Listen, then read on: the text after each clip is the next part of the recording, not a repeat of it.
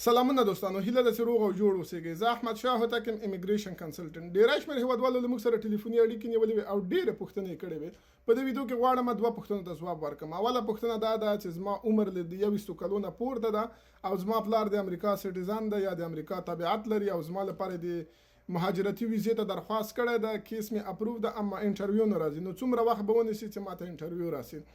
او بل دوست بیا پوښتنه کړې ده چې زما ورور د امریکا سټیزن ده، آیا هغه کولی شي ما امریکا ته وغواړي؟ ډېرې ښې پوښتنې دي. له دې نه مخکې چې دوه پوښتنو ته ځواب ورکړو باید په ده باندې ځان پوه کړو چې څوک کولی شي خپل دوستان یا د فامیل غړي امریکا ته راوغواړي.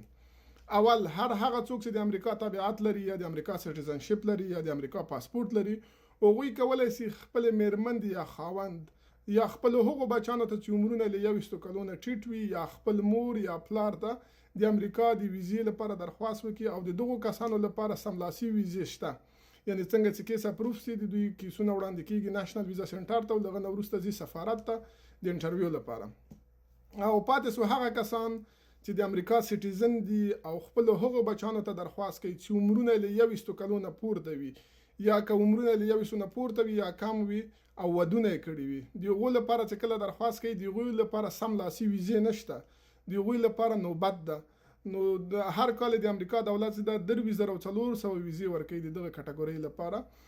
نو هغه کسانو چې په 2011 کې خپل بچانو ته درخواست کړی، یعنې څوک چې د امریکا سټیزن ده خپل هغه بچي ته درخواست کړی چې عمر له 21 کلو نه پورته ده او یا هم بچي واده کړی ده که عمر ټیټ له 21 نه یا جګ وي، نو چا چې په 2011 کې درخواست کړی اوس په 2025 کال کې ورته نوبت د انټرویو را رسېدلی ده. نو که چېرته ستاسو پلار د امریکا سټیزن وي او ستاسو لپاره د امریکا د ویزې درخواست وکړي او د تاسو عمر له 21 کلو نه پورته وي، نو کیدای شي ډېر وخت واخلي، تقریبا 15 کاله شاوخوا نیسي چې تاسو ته بیا نوبت د انټرویو ورسیږي.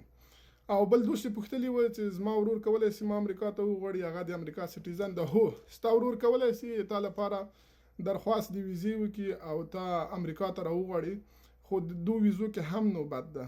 نو اوس هغه چا چې خپلو خویندو یا ورونو ته په 2008 کال کې درخواست کړی، اوس په 2025 کې ورته نوبت د انټرویو ور رسېدلی.